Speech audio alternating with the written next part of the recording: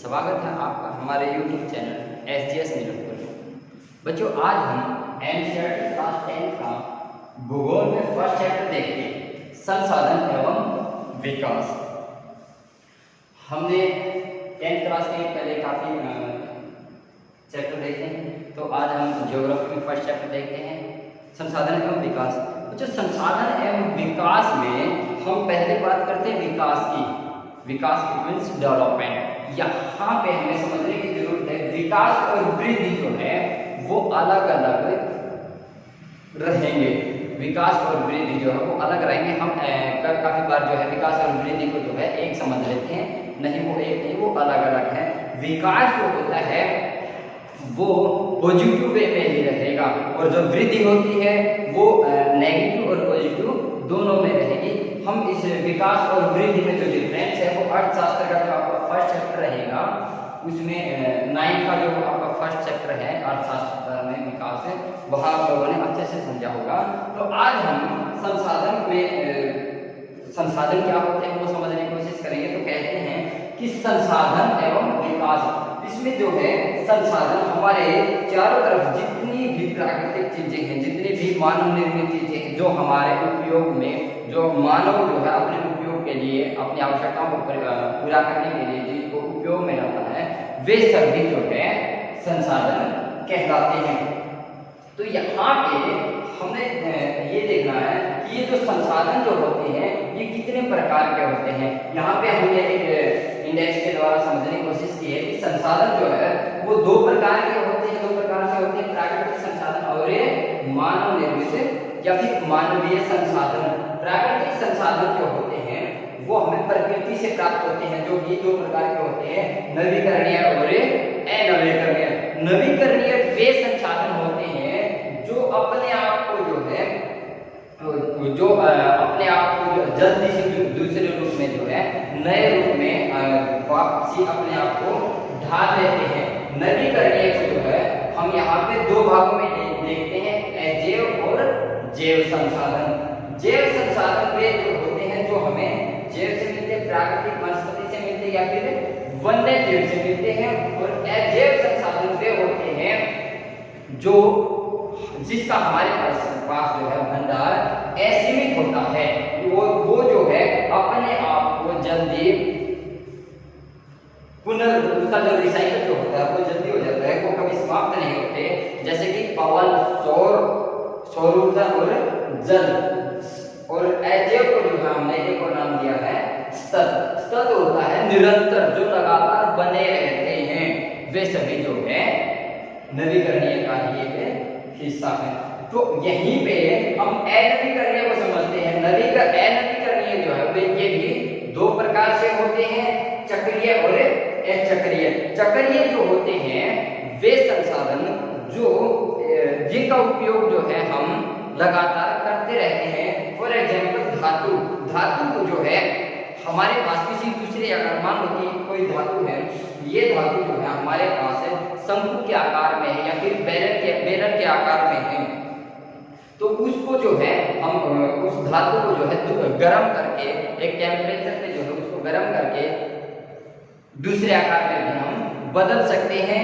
वे होती है चक्रीय संसाधन। और उसी प्रकार से अचक्रीय संसाधन जो कि दोबारा प्राप्त, एक बार यूज करने के बाद जो है दोबारा प्राप्त नहीं किए जा सकते। जिस प्रकार से जीवाश्म ईंधन, पेट्रोलियम वगैरह जो है वो एक बार, कोयला या फिर पेट्रोलियम कोई भी ईंधन है, एक बार यूज करने के बाद हम उसको दोबारा यूज नहीं कर सकते। और उसी प्रकार से हमने यहाँ देखा कि जो जैव संसाधन होते हैं वो 2 प्रकार से होते हैं, प्राकृतिक वनस्पति और वन्य जीव। प्राकृतिक वनस्पति में जो है वो फॉरेस्ट रहेंगे, वन रहेंगे, और वन्य जीव जो है उन वनों में जितने भी प्राणी जात रहता है वो सभी वन्य जीव में आते हैं। फिर बात आती है कि हमने यहाँ पे संसाधनों को अलग अलग रूपों में देखा था। इन्हीं संसाधनों को यहाँ पे 4 भागों में डिवाइड किया गया है। जैसे कि उत्पत्ति के आधार पे हो जाएगा जैव और अजैव, समाप्यता के आधार पे हो जाएगा आपका नवीकरणीय और अनवीकरणीय। उसी प्रकार से जो है स्वामित्व के आधार पे हम संसाधनों को देखते हैं। तो स्वामित्व के आधार पे ये संसाधन जो है निजी संसाधन होंगे, सामुदायिक संसाधन होंगे, राष्ट्रीय संसाधन होंगे और अंतर्राष्ट्रीय संसाधन होंगे। इस प्रकार से जो है हम इन संसाधनों को डिवाइड करते हैं। फिर बात आती है कि इन संसाधनों का जो उपयोग हम करते हैं वो सतत होना चाहिए। क्यों? क्योंकि आज जो हम संसाधन उपयोग में कर रहे हैं वे संसाधन जो हमारे पूर्वजों ने भी उपयोग में किए होंगे, और अगर हम ये चाहते हैं कि इन्हीं संसाधनों का हमारे आगे आने वाली जो संतानें जो हैं वो भी इन्हीं साधनों का उपयोग करें, तो हमें जो है इन संसाधनों का उपयोग जितनी जरूरत है जरूरत के आधार पर ही करना होगा, ताकि आगे आने वाली जो हमारी संतानें रहेगी वो भी इनका उपयोग कर सके, उनके समय तक ये सारे संसाधन जो है वो समाप्त न हो जाए। फिर यहाँ पे हम ये कहते हैं कि 1992 में रियो में एक सम्मेलन हुआ था, रियो डी जेनेरो में एक सम्मेलन हुआ था 1992 में। वहाँ क्या हुआ था कि पूरे विश्व से जो है लगभग 100 देशों के जो राष्ट्राध्यक्ष थे उन्होंने उसमें भाग लिया था, और उन्होंने ये कहा था कि हम जो जितने भी संसाधनों का उपयोग कर रहे हैं इन संसाधनों का जो है इन संसाधनों को जो है व्यर्थ न गवाएं, जितनी जरूरत है जरूरत के आधार पर ही हम इनका उपयोग करें। और उन सब चीजों को देखते हुए जो है पूरे विश्व के जो है लगभग 100 से भी ज्यादा राष्ट्रों ने इकट्ठे होकर इसको जो है 21 एजेंडा सूत्री बनाया था। और उसमें जो है 21 एजेंडा इसलिए कहा जाता है क्योंकि उन्होंने 21वीं शताब्दी में यहाँ पे जो है 1992 जो है ये 20वीं शताब्दी थी, उन्होंने जो है 21वीं शताब्दी के लिए ही अपना एजेंडा 21 तैयार किया था कि हमें जो है ये जितने भी संसाधन हम उपयोग में ला रहे हैं उनका आगे आने वाली संतानें भी उपयोग कर सके, उस लिहाज से हमें इनका उपयोग और उनकी सुरक्षा करनी होगी। फिर बात आती है कि भू संसाधनों की बात करते हैं तो हमें जो है सबसे पहले भू संसाधन देखने होते हैं। क्यों? क्योंकि जितने भी संसाधन हमें प्राप्त होते हैं वो हमें भूमि से ही प्राप्त होते हैं, चाहे वो प्राकृतिक संसाधन हो चाहे वो खनिज संसाधन हो, वे सारे जो है हमें भूमि से ही प्राप्त होते हैं। तो हम यहाँ पे देखते हैं कि जैसे आपके पठारिया क्षेत्र है वहां पे आपको खनिज पदार्थ मिलेंगे, और जो आपके मतलब अलग अलग प्रकार से जो है आप उत्तरी भारत में आएंगे वहां पे अलग मिलेगा, अलग अलग संसाधन मिलेंगे। आप दक्षिणी भारत में जाएंगे वहां, और फिर पूर्वांचल में जाएंगे वहां आपको अलग अलग संसाधन देखने को मिलेंगे। वे संसाधन जो है वो किस लिए है? क्योंकि उनको जो है विभाजित किया गया, हमने जो है उनका सर्वेक्षण करने के लिए उनको विभाजित किया गया 3 भागों में। कौन से 3 भागों में? हमने जो है हमारा जो भौगोलिक आकार है उसको 3 भागों में डिवाइड कर दिया, मैदान, पर्वतीय और पठारिया क्षेत्र।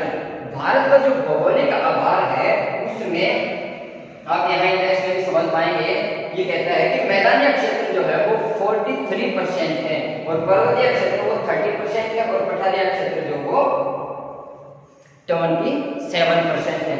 यहाँ पे जो मैदानी क्षेत्र है वहां पे हमें जो है उत्तम किस्म की जो फसलें प्राप्त होती हैं, पर्वतीय क्षेत्र जो है वहां पे हमने उत्तम किस्म की जो है जो फॉरेस्ट जो हमें जंगलों से जो संसाधन मिलते हैं वो प्राप्त होते हैं। और जो पठारिया क्षेत्र है जो कि आपका दक्कन का पठारिया, छोटे नागपुर का पठार, जिसमें जो है छत्तीसगढ़, बिहार और झारखंड का जो क्षेत्र ज्यादा आता है, वहां पे आपको खनिज पदार्थों की उत्तम किस्म या फिर अधिकता मिलती है।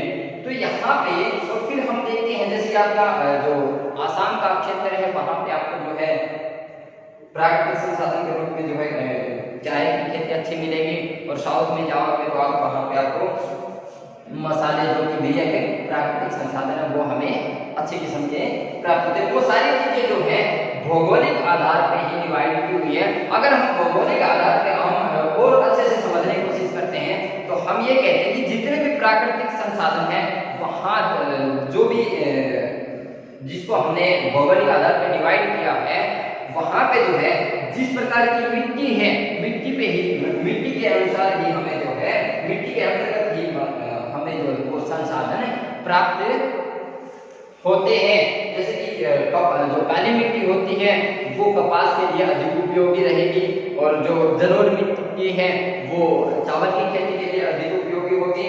इस प्रकार से जो है वो अलग अलग प्रकार की जो मृदा है वो अलग अलग प्रकार के संसाधनों के लिए, प्राकृतिक संसाधनों के लिए प्राकृतिक संसाधन, अलग अलग प्राकृतिक संसाधनों का स्रोत होती है। फिर बात आती है कि ये जो भूमि निम्नीकरण है जो कि अलग अलग प्रकार से होता है, जैसे आप जो है उत्तरी भारत में देखेंगे वहां पे अधिक सिंचाई की वजह से भूमि निम्नीकरण होता है।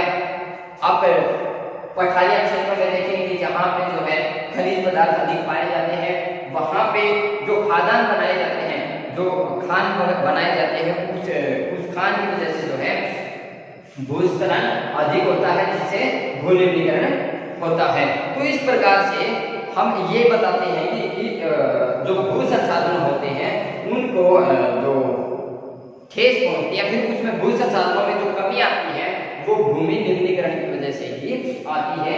इसलिए हमें जो है भू निम्नीकरण को रोकने के लिए भी कुछ उपाय करने चाहिए। कैसे? जैसे हम उत्तरी भारत में ही देख लेते हैं कि जो अधिक सिंचाई की जाती है, अधिक सिंचाई की वजह से क्या होता है कि भूमि में जो है क्षारीय और लवणीयता अधिक हो जाती है, जिसकी वजह से भूमि की जो उपजाऊ शक्ति होती है वो कम हो जाती है या फिर समाप्त हो जाती है, जिसकी वजह से वो अपनी उपजाऊ शक्ति खो बैठता है और जिससे हमें जो है वहाँ अच्छी किस्म की फसलें प्राप्त नहीं होती। तो हमें जो है वहाँ पे अधिक सिंचाई को रोकना चाहिए, जितनी जरूरत है उतनी ही सिंचाई करनी चाहिए। और फिर दूसरी बात आती है कि हमें जो भूजल जो होता है, जो हमें पृथ्वी से जो जल मिलता है उसकी भी दिनों दिन मात्रा कम होती जा रही है। वो क्यों होती जा रही है? क्योंकि आज हम देखते हैं कि बड़े बड़े शहरों में जो है वो पूरा एरिया जो होता है वो पक्के एरिया होते हैं, जो मतलब गली सड़कें जो होती है वो सभी पक्के होते हैं। अगर वो पक्के हैं तो वर्षा का पानी जो है वो धरती,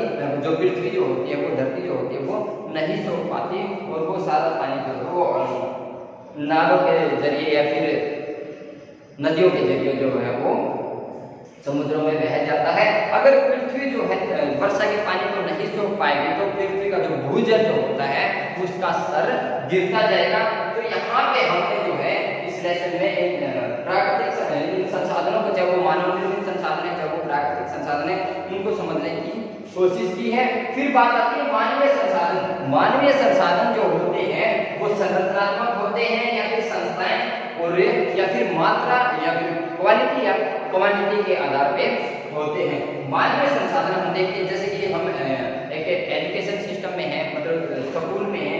स्कूल जो है वो क्या है? एक संस्था है, एक इंस्टीट्यूट है, या फिर कोई भी फैक्ट्री कंपनी होती है वो भी एक संस्था होती है। वो सभी क्या है?